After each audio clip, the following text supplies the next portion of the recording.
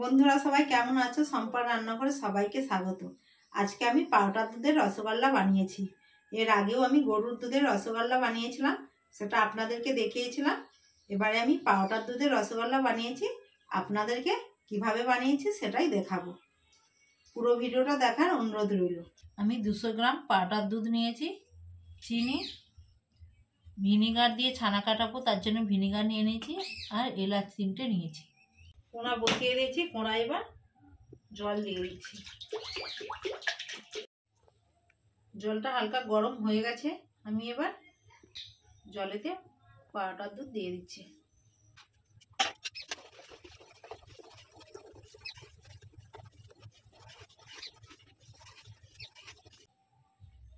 দু চা চামচ পরিমাণে আমি ভিনিগার দিয়ে দিচ্ছি। ভিনিগার দিয়ে ছানা কাটাচ্ছি, আপনারা চাইলে লেবু দিয়েও কাটাতে পারেন।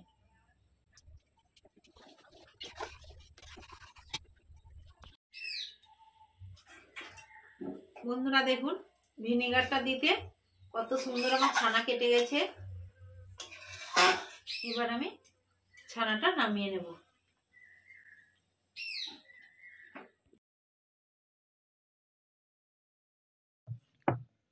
আমি জল দিয়ে ছানাটাকে ভালো করে ধুয়ে নেব।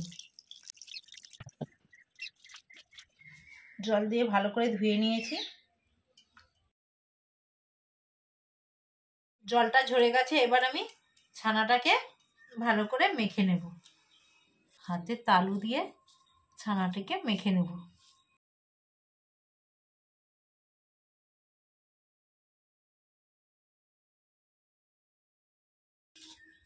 হাতের তালু দিয়ে ছানাটাকে চেপে চেপে মেখে নেব। ছানার সঙ্গে আমি কোনো উপকরণ এতে দেব না, এইভাবে চেপে চেপে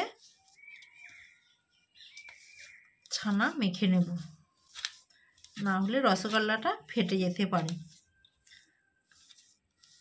বা চিনি সিরাপে দিলে গুলে যেতে পারে।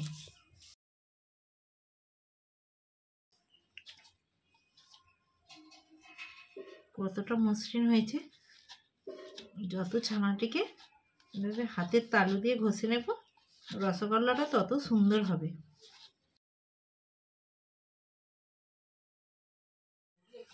বন্ধুরা দেখুন, ছানাটা মেখে নিয়েছি। এবার আমি রসগোল্লা শেপ দিয়ে নেব।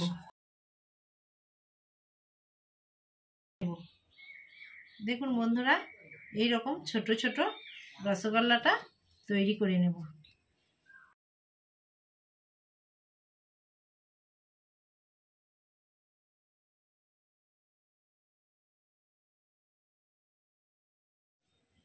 আমি রসগোল্লা শেপটা ছোট ছোট করেছি, আপনারা চাইলে বড় বড় করতে পারেন। এটা রসে দিলে বড় হয়ে যাবে। আমি 1 বাটি চিনি দিয়েছি, 2 বাটি জল দিয়ে দিচ্ছি। আপনারা যেমন চিনি নেবেন সেই পরিমাণে ডবল জল দেবেন।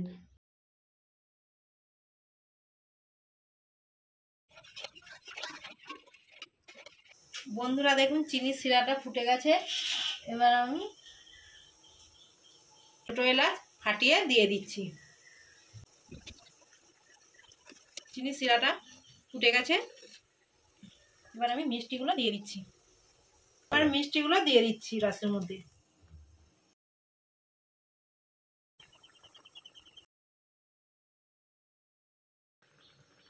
এবার আমি গ্যাসটাকে বন্ধ করে দিচ্ছি।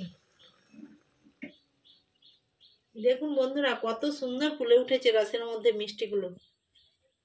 কত ছোট ছোট দিয়েছিলাম, কত বড় বড় হয়ে গেছে। এবার আমি নামিয়ে নিচ্ছি। বন্ধুরা, আপনাদেরকে মিষ্টিটা ঠান্ডা হলে দেখাবো কতটা নরম হয়েছে।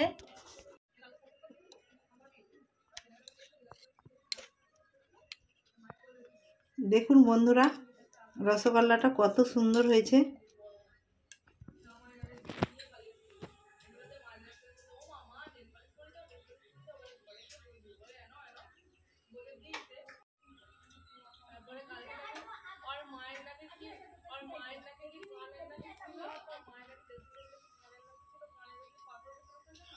বন্ধুরা, রসগোল্লাটা খুব সুন্দর হয়েছে এবং গালে দিলেই মিলিয়ে যাচ্ছে।